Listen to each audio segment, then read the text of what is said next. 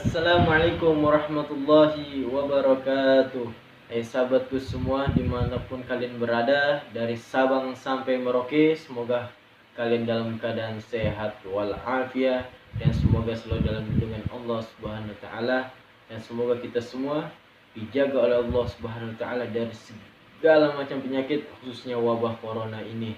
Semoga apabila di antara kita, sanak famili kita, saudara kita, kerabat kita sedang diuji oleh Allah SWT dalam keadaan sakit, semoga Allah SWT mengangkat segala penyakitnya dan mensehatkan kembali seperti sedia kala. Amin ya rabbal alamin. Baiklah sahabat, izinkan saya untuk menyapa sahabat di rumah. Bagaimana kegiatan dan aktivitas hari ini? Apakah lancar? Semoga lancar, insya Allah lancar. Ya, pasti namanya hidup ada susahannya, ada kesulitannya, dan semoga bisa melewati segala kesusahan yang ada. Amin, insya Allah. Ya, mungkin kita pernah dengar yang namanya budaknya dunia. Ya, apabila kita ditanya apakah kita termasuk golongan orang yang budaknya dunia, mungkin sebagian besar kita akan menjawab kita bukan termasuk golongan orang budak dunia. Ya. Apa sih itu budak dunia? Budak dunia adalah seseorang yang disibukkan, dibudaki oleh dunia, disibukkan dengan dunia, dipermainkan dengan dunia, sehingga kita menjadi lupa akan tanggung jawab kita kepada pencipta dunia ini. Siapa? Allah Subhanahu wa taala. Ya. Di sini ada 13 tanda-tanda budaknya dunia. Yang pertama, Anda tidak bersiap-siap untuk melakukan sholat padahal azan sudah berkumandang. Ya, itu yang pertama. Jadi azan sudah berkumandang, kita udah dengar nih, ya, Allahu Akbar, Allahu Akbar. Tapi kita masih santai. Ya, kita masih sibuk dengan urusan dunia kita, game kita, ya, dengan urusan yang lain. Ya, yang kedua adalah Anda melalui hari tanpa sedikit pun membaca Al-Quran.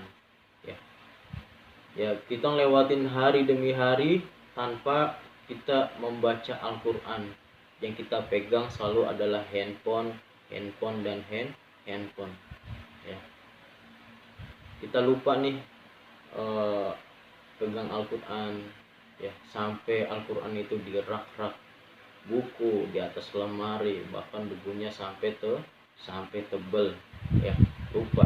Ya, dulu ketika kemarin ketika masih bulan Ramadan, rajin yang Masya Allah, ya, Al-Quran itu selalu dibersihin, dibaca setiap pada maghrib, pada taraweh, ya, tengah malam sampai bahkan subuh dibaca terus. Ketika selesai Ramadan hilang aktivitas tadarusnya. Ya. Yang ketiga adalah Anda selalu berpikir setiap waktu bagaimana cara agar Anda semakin bertambah, harta Anda semakin bertambah, tapi lupa bagaimana cara Anda, cara kita semua untuk meningkatkan kualitas kuantitas ibadah kita kepada Allah Subhanahu wa taala. Maksudnya ialah kita selalu disibukin, ya, yang namanya kita ngumpulin harta. Ya, bagaimana ya besok ya biar bisa tambah. Padahal gajian udah ada, tapi kerjaan yang lain kita mikirin, ya. Tanpa kita mikirin kualitas ibadah kita, ya. Kualitas ibadah kita, kuantitas ibadah kita kepada Allah Subhanahu wa taala. Ya. Kita nggak mikirin, ya Allah, kemarin baru sholat 5 waktu. Ya, insya Allah mulai besok jalanin sholat sunnah. Ya, minimal sholat duha sama tahajud istiqomahin. Kita perbaikin tuh kualitas ibadah kita. Mungkin ibadah minggu kemarin ibadah sholat kita belum khusyuk. Ya emang kita buat sholat khusyuk itu susah ya. Tapi kita belajar bagaimana kita sholat khusyuk ya. Itu yang ketiga. Yang keempat adalah tidak sempat sholat duha walaupun 2 rakaat ya.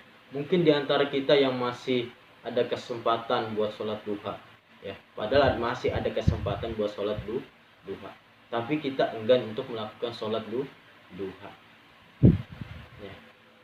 Padahal sholat duha itu agar kita bisa mendatangkan rezeki ya. Minta sama Allah Subhanahu wa ta'ala dengan sholat duha. Yuk monggo, yuk kita sama-sama kita manfaatkan kembali.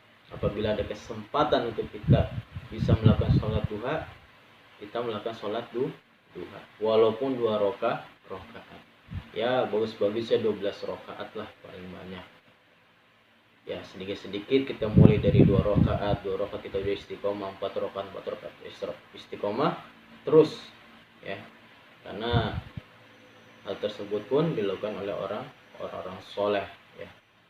Yang kelima adalah berat sekali kaki kita melangkah ke masjid dan majelis ilmu dibandingkan kaki kita melangkah ke mall, tempat tongkrongan atau tempat hiruk pikuk yang lainnya ya. Itu kaki itu gampang itu ya, walaupun jauh kita jabanin gitu kan, kita korbanin waktunya ya, dibandingkan kaki ini terasa berat untuk melangkah ke masjid ataupun tempat majelis ilmu ya. Walaupun rumah tersebut jaraknya dekat ya, selangkah dekat masjid, tapi berat. Sebab apa? Mungkin sudah termasuk daripada budaknya dunia. Summa na'udzubillahi min dzalik. Yang keenam adalah Anda tidak merasa bersalah saat melakukan dosa-dosa kecil ya. Jadi kita meremehkan daripada dosa-dosa yang kecil ya. Tidaklah dosa itu menjadi besar, melainkan karena dosa kecil dilakukan terus-menerus sehingga dosa tersebut menumpuk hingga menjadi dosa yang besar. Yang ketujuh adalah Anda tidak mampu untuk segera berhenti ya, berbuat yang haram dan selalu menunda bertaubat kepada Allah Subhanahu wa taala ya. Yang kedelapan adalah Anda tidak kuasa berbuat sesuatu yang diridhoi oleh Allah Subhanahu wa taala hanya karena perbuatan itu bisa mengecewakan orang lain. Yang kesembilan, bangun tidur yang diingat adalah urusan dunia ya. Bangun tidur yang diingat adalah urusan dunia, bukan baca doa dulu bangun tidur, tapi diingat adalah urusan dunia, hidup pikuk dunia. Nanti kita mau ngapain lagi ya, nggak ada habis-habisnya kalau kita bermain dengan dunia. Padahal kita hidup ya, bakal suatu saat kita pasti akan meninggalkan dunia ini. Yang ke-10 adalah Anda merasa sangat malas dan berat untuk mengerjakan suatu ibadah ya. Rasa sangat malas dalam mengerjakan suatu ibadah. Sebab apa? Yaitu tadi ya, kita udah disibukin sama dunia ya, kita udah dipermainin sama dunia sehingga kita jadi budaknya dunia ya. Ketika kita akan melakukan suatu ibadah, kita berat ya. Bisa jadi faktornya karena kita terlalu banyak kelalaian. Mungkin bisa jadi karena sebabnya kita makan suatu yang haram. Jadinya apa? Badan anggota tubuh kita itu berat untuk diajak yang namanya untuk beribadah ya. Yang 11 adalah Anda berdoa agar bisa masuk surga, akan tetapi tidak sepenuh hati seperti halnya Anda berdoa meminta kenikmatan dunia ya. Maksudnya ialah mungkin kita berdoa ya, kita berdoa meminta, ya Allah, masukkan hamba, ya, masukkan kita semua ke dalam surga. Tapi kita meminta ingin dimasukkan ke dalam surga, tapi permintaan kita itu tidak seperti halnya kita menginginkan sesuatu yang kita tuju. Maksudnya ya. Jadi kalau kita menginginkan sesuatu nih, misalkan kita minta jodoh, ya Allah, dekatkan hamba dengan si fulana, ya Allah, dekatkan hamba. Wah, setiap malam kita minta, kita sampai nangis, ya. Minta biar apa? Biar dideketin tuh sama si fulana, biar bisa berjodoh dengan si fulana, ya. Seperti itu, ya. Tapi ketika kita meminta ingin dimasukkan ke dalam surga, kita doanya tidak seperti itu. Tidak sampai kita meminta, benar-benar meminta. Gimana sih orang meminta sampai benar-benar nangis, ya Allah, masukkanlah hamba ke dalam surga, ya Allah, masukkanlah hamba ke dalam surga, ya Allah, sampai menangis, sampai menetesin air mata, ya. Tidak sampai seperti itu, ya. Selanjutnya ialah yang ke-12, Anda tidak diberi nasihat tentang bahaya memakan makanan harta riba, akan tetapi Anda beralasan bahwa begitulah satu-satunya cara agar tetap bertahan di tengah kesulitan ekonomi. Maksudnya ialah, ya, kalian selalu cari alasan, ya, bagaimana yang haram tersebut bisa jadi halal, ya, apalagi di situasi yang sulit. Jadi Anda memikirkan sesuatu yang halal, ya, yang penting bisa makan, yang penting perut kenyang. Tidak seperti itu, ya. Itulah pentingnya iman, agar kita bisa membentengi diri kita, agar diri kita bisa menjaga diri kita dari sesuatu yang haram. Yang ke-13 adalah Anda ikut menguburi orang lain yang meninggal, yang diundang atau dipanggil oleh Allah Subhanahu wa taala terlebih dahulu, akan tetapi Anda tidak bisa mengambil ibrah pelajaran dari sebuah kematian, ya. Yang penting ngayat aja, ya kan, datang takziah doang, ya. Tapi kita tidak bisa mengambil ibrah pelajaran dari sebuah kematian, ya. Apa yang bisa kita petik dari sebuah kematian adalah untuk kita mempersiapkan diri, ya. Saudara kita sudah dipanggil oleh Allah Subhanahu wa taala terlebih dahulu. Mungkin suatu saat kita yang akan menyusulnya. Bekal apa yang sudah kita bawa untuk sebuah kematian? Amal baikkah atau amal burukkah? Ya. Mungkin ini saja yang dapat saya sampaikan, kurang lebihnya mohon maaf.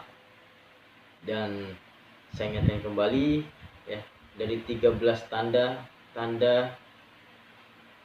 budaknya dunia, mungkin ada sedikit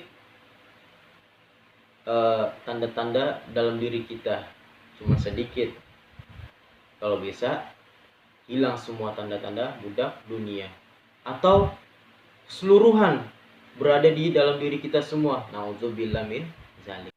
Dengan adanya video ini, yuk kita sama-sama mengintrospeksi diri kita sama-sama merenungkan diri kita untuk meningkatkan kuantitas ibadah kita kepada Allah Subhanahu wa taala. Semoga video ini dapat bermanfaat untuk kita semua, agar kita bisa meningkatkan ibadah kita pada Allah Subhanahu wa taala. Mohon dukungannya agar channel ini dapat berkembang dan memberikan manfaat dan motivasi. Jangan lupa like, comment, dan subscribe. Yang terakhir, jangan lupa ngopi. Alhamdulillah. Saya Lukman Hakim pamit undur diri. Jangan makan dan minum sambil berdiri, jauhi narkoba, dan jangan lupa sholat 5 waktu. Wassalamualaikum warahmatullahi wabarakatuh.